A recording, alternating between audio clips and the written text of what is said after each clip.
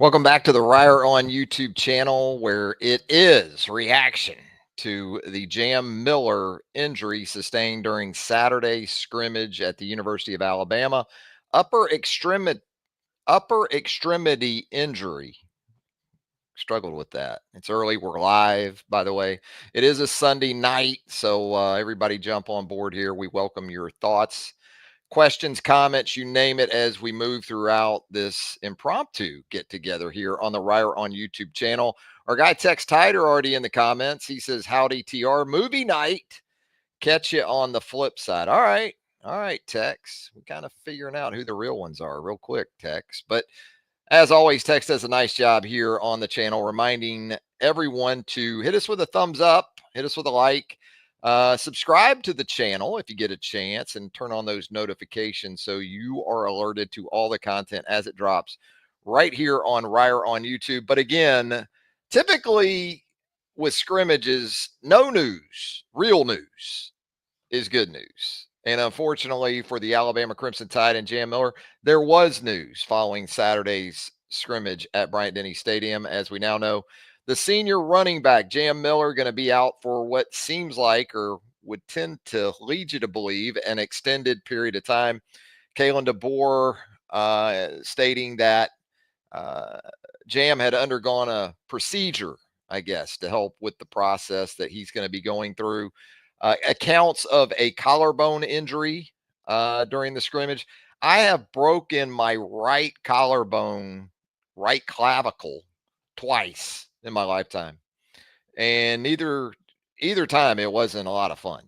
And certainly I wasn't a football player like a Jam Miller, but it is 2025. There are technological advancements, medical advancements. So perhaps the injury, whatever the specific be for Jam Miller, he can kind of move that thing along. And, there are some silver linings in this situation. Obviously, you lose your trusted, tried and true option at the running back position. Jam, probably more so than anything in terms of documented statistical production, you lose that security blanket, that guy you knew you could count on, especially with an opener like you got against Florida State coming up in a couple of Saturdays. So maybe even more so from a trust perspective, you feel like with Jam Miller in there, if it's 3rd and 8 and you're going to get a house blitz, or you're going to get maybe a zone pressure where that defense is going to try to fool you. And Florida State now moving to a 3-3-5. So 3-3-5, you can get pressure looks coming from anywhere. You want to feel like you're solid with that back that's in the game, to know first and foremost who to pick up, and then be able to execute it again from a protection perspective. So, that's where I think the biggest concern comes in. And also just knowing the book, knowing where to line up. And that's where, Ty Simpson might have to help next guy up. But here's the thing too. Your options at running back at Alabama, it's not like there's 4 true freshmen, waiting in the wings. You've got multiple guys who have multiple years of experience in the system. Daniel Hill, been around a couple of years. Kevin Riley, been around a couple of years now. Dre Washington hasn't been at Alabama, but this is a veteran guy. And so, when you think about the opportunities that he had at Louisiana Lafayette, statistically, he was very impressive. He wasn't much more than a 90 carry guy in any of those seasons at Lafayette, but you look at the yards per carry and it's all 5.5 or north, kind of a career 6-yard per carry guy. So in terms of playmaking ability, you got to think he can give you that. Daniel Hill's going to give you some size, going to give you some thump. So you might have to be more situational in your approach. It sounded like even before this injury, and listening to Ryan Grubb last week talking about the backs, or here recently anyway, there were going to be 2 or 3 backs. And that's pretty standard at a place like Alabama.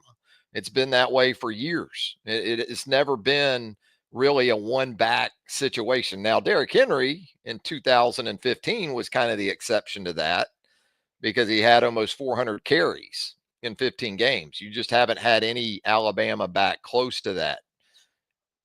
I guess Mark Ingram 2009 was more of the feature back, but you still had Trent Richardson in 2009. So it's always been at least two backs and with the possibility of three being a part of that. So, that's where it's next guy up. And that's where it's Daniel Hill and Dre Washington. Um, and how you work down that list. Where the concern comes in is that you don't need another one to one of those top three or four guys that were in that rotation before this injury. You saw it last year. Remember last year with Texas? Well, that was rough. I mean, the Longhorns lost a couple of backs before the season opener. Now, the flip side of that is a guy like Trey Wisner benefited and flourished. And so now with CJ Benson back at Texas a year later, you've got CJ Benson and Trey Wisner. You got a hell of a 1-2 punch. The silver lining, another one of those with Jam Miller, is that it doesn't sound like this is season ending. Perhaps he can get back and I don't know, more than a month or so. I would say realistically, with that type of injury and the type of sport that he's playing, anything less than a month would be borderline miraculous. But, when he does come back at full health, and you don't want to rush him because there's the possibility you could lose one or two of the guys you got left. So it could coincide with his return that you get him back just in time because you've already sustained another injury or two. Something you don't want to think about. Texas A&M last year, what was it? Reuben Owens before the season-ending injury. Had a couple of other guys that stepped up for the Aggies. So it goes back to what we've talked about before here on the channel. Whenever you think you got too many backs, you probably have just enough. And if you think you've got the right number of backs, you're probably one or two short. A few years ago at Alabama, you had Demoy Kennedy, a linebacker, late in that one season, 2021, 2022, something like that. Taking reps at running back. You had wide receivers working at running back that season because that's what you were kind of down to from a health perspective. But Richard Young, Daniel Hill, Dre Washington, Kevin Riley, Richard Young's been around for a couple of years. Hill now has been around for a couple of years or going into his second year. Same for Kevin Riley. A.K. Deere, at least going into the season, I wouldn't anticipate maybe as much from the true freshman. Certainly has a lot of explosiveness and playmaking ability, but it kind of goes back to what we talked about from the outset of tonight's show, and that there's things off the ball that I'm sure AK is still trying to figure out as it relates to maybe some pass protection uh, and those type of things. So we are open to your comments on this Sunday night. Let's see if we can work through some of those. We've got RTR Mimi. I just wanted Jam to have an awesome senior season. I'm sure next man up will take care of the team. Just sad for Jam. Very well put, Mimi, because it's ironic in some ways that Florida State is the opener because Roydell Williams, former Alabama back, is at Florida State. And, Roydell's had an injury here in the last year. So he's trying to get back himself and to where he needs to be going into that opener against his old team in the Crimson Tide. And absolutely, every time there is an injury like this, that is immediately my sentiment too. I feel worse for the player than I do anyone else because of the work and the effort and everything that goes into getting ready. And, how Jam had progressed over the years at Alabama and looked to be very much that top option. But even with Jam, I still think there were going to be two or three backs involved. And it goes back to the portal activity too, because we've talked about this in relation to, we heard Jaden Roberts out for the scrimmage this past Saturday, second straight scrimmage he's missed as a result of concussion protocol. But, going to the portal for an interior offensive lineman like Cam Dewberry looked a lot smarter once Jaden was out for a couple of scrimmages. And now, with Dre Washington from Louisiana, it looks like a really good move made by Courtney Morgan and this staff. So, yeah, we've got Philip Thomas checking in right here in the comments. I always thought, Philip said, we would attack this season with a running back by committee standpoint. This further solidifies that. Yeah, like we talked about, it was always going to be multiple backs. I think with Jam, what you liked was the veteran presence, not only going into games, but day to day on the practice field, kind of a tempo setter every day for Rob Gillespie, meeting room, practice field. And look, good thing about Rob Gillespie is he's going to bring a lot of that on his own. He doesn't require a lot of help in that regard, but it is always more effective when you've got players role modeling that or bringing it in terms of their commitment to standards and a level of excellence. So yeah, I think this doesn't really change anything in terms of the thought process going into the season that there were going to be multiple backs involved. Great opportunity for Richard Young, great opportunity for Daniel Hill. It'll just be interesting for me, more so than anything, to see who starts the game. Who are you comfortable enough with to put out there to start games?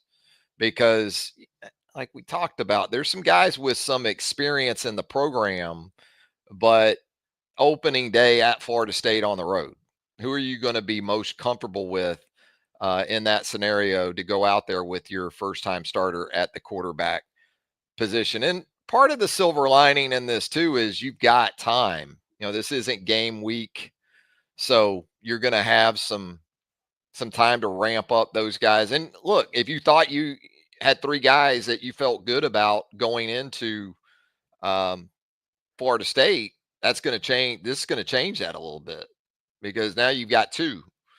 And so, if it's Richard Young, Daniel Hill, Dre Washington, Kevin Riley, some combination of those three is going to have to be that trio. And between those four, there are capable options. As I said earlier, I think there's an ability to sort of complement each other in that group. You've got a big back in Daniel Hill.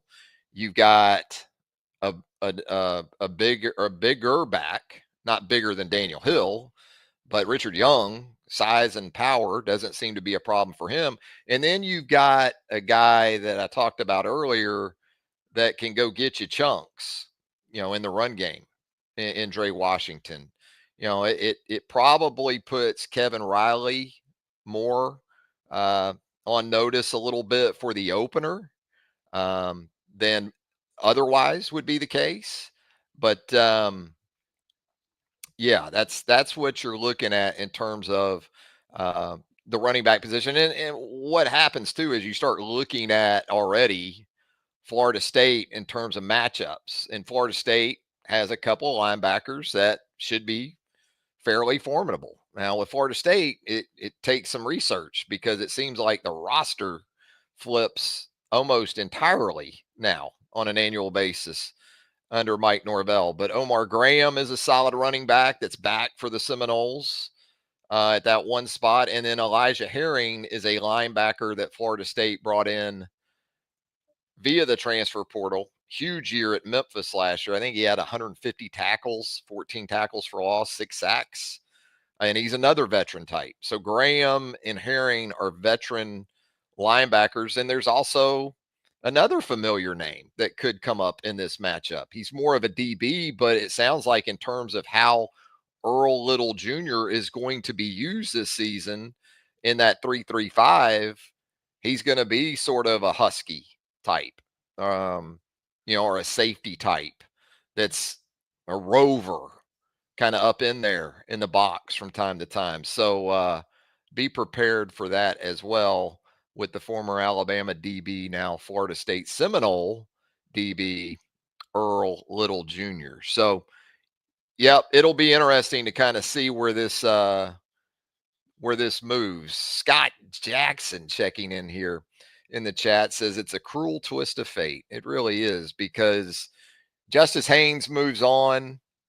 And here's the thing about movement. You can't have like uh you can't what if it, right? You can't, well, what if Justice Haynes had stayed? It felt like Justice Haynes was leaving no matter what. Um, what you liked about what you will continue to like about Jam Miller again is a sort of grit and toughness that serves you well down in and down out. Not a huge home run hitter all the time. Last two seasons didn't average 5+ yards per carry, more 4.5 to 4.9. But consistency, you didn't worry about as much. Here we go. We've got a question. This isn't on topic with Jan Miller, but we've got some time tonight. So it was interesting to hear Kalen DeBoer. I'll get into some of that, I guess, too, in relation to his comments post scrimmage about Connor Talty, and doesn't seem to kick as well in the stadium, which unfortunately is where the games are going to be played. Kicks pretty well over at the facility, but sounds like you get him in the stadium and he's had some struggles. But that's Brian Denny. Maybe he'll kick. Maybe James he'll kick just fine at Doak Campbell Stadium in Tallahassee in a couple. I said this a few weeks ago here on the channel. You could tell me Connor Talty was perfect in the preseason, and my response would continue to be until August the 30th at about 7 o'clock Eastern.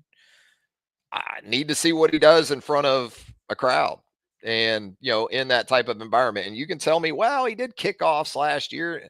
Kickoffs and field goals are not even close. I mean, kickoffs and field goals, it's like kickoffs are like the driving range, to use a golf analogy, right? You go to the driving range, you got this wide range out there. You can just let it rip. There's no water, there's no bunkers. And you're kicking field goals. That's when you got to hit fairways, so to speak. You got to hit greens. You got to Scotty Scheffler it. That seems appropriate after what we saw from Scotty again today. So that's where that doesn't really work for me that much when you tell me a guy did kickoffs the previous year.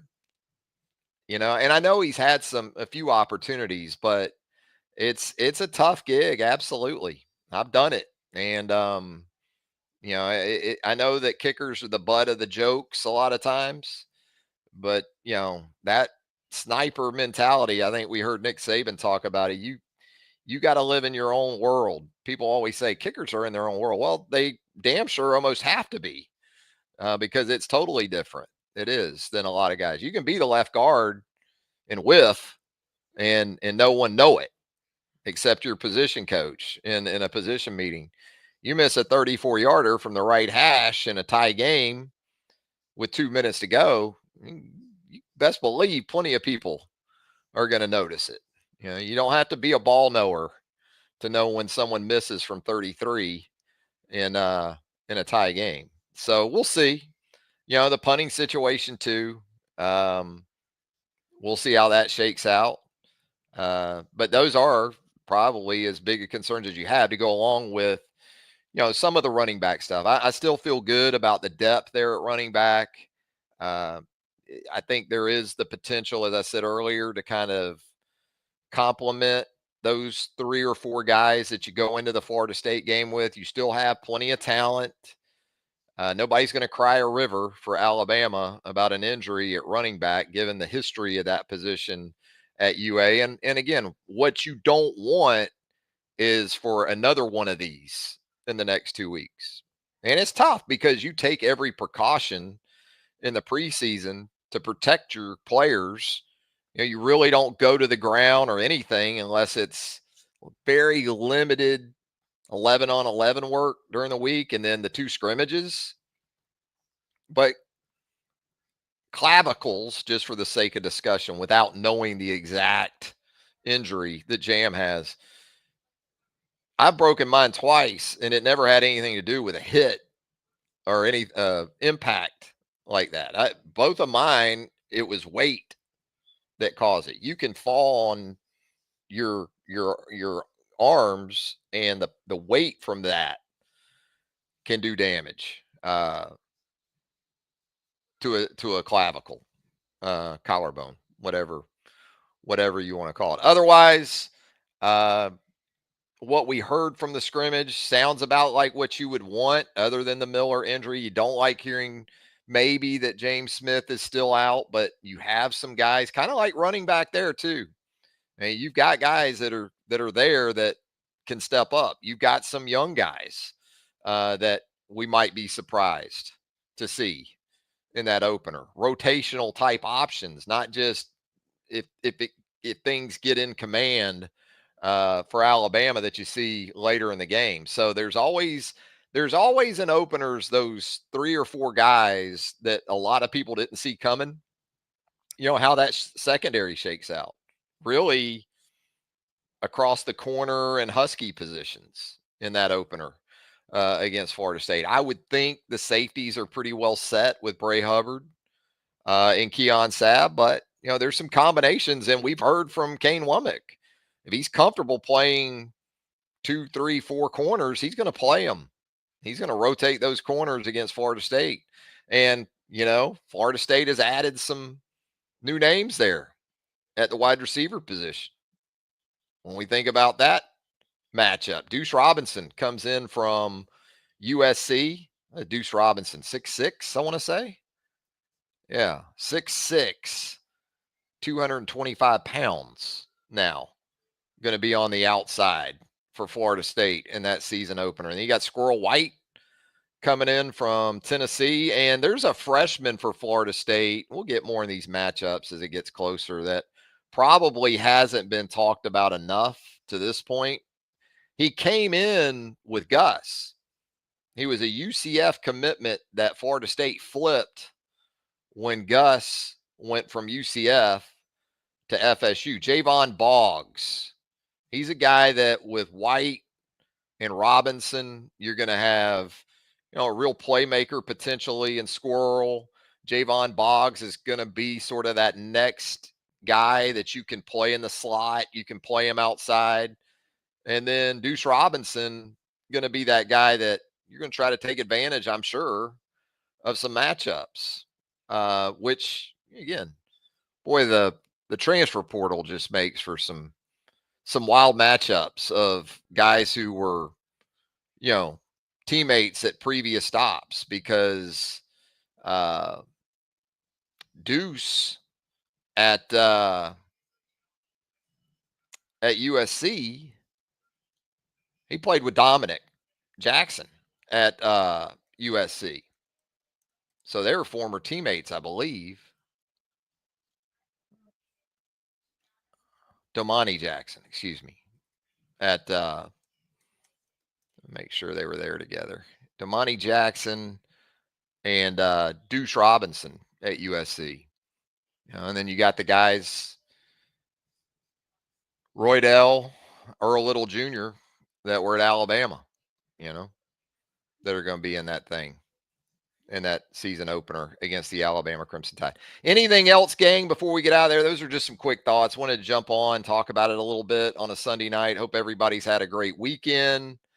And I thought Mimi said it best earlier. You continue to just pull for Jam to get well. Don't need to rush anything, though. It is a long season. So one of the real silver linings in all this, I talked about some of the injuries from last year for teams like Texas and Texas A&M. Those were more the season-ending variety. That doesn't seem to be the case with Jam, and with the wear and tear on these backs. It could be that you get him back exactly when you really need him the most. And that would be the hope, of course. Hey, if you enjoy the content here on Reier on YouTube, give us a thumbs up, hit that subscribe button, hit that notification bell. That way you're alerted to all of our content as it drops. We're going to have Chase Goodbread back on with us on Talking Tide coming up here in the next day or so. And we will also have Second Helping, SEC show with Brent Beard coming up in the next few days. And as always, appreciate you folks for joining us live on a Sunday night. Travis Reier thanking you once again. And until next time, so long, everybody.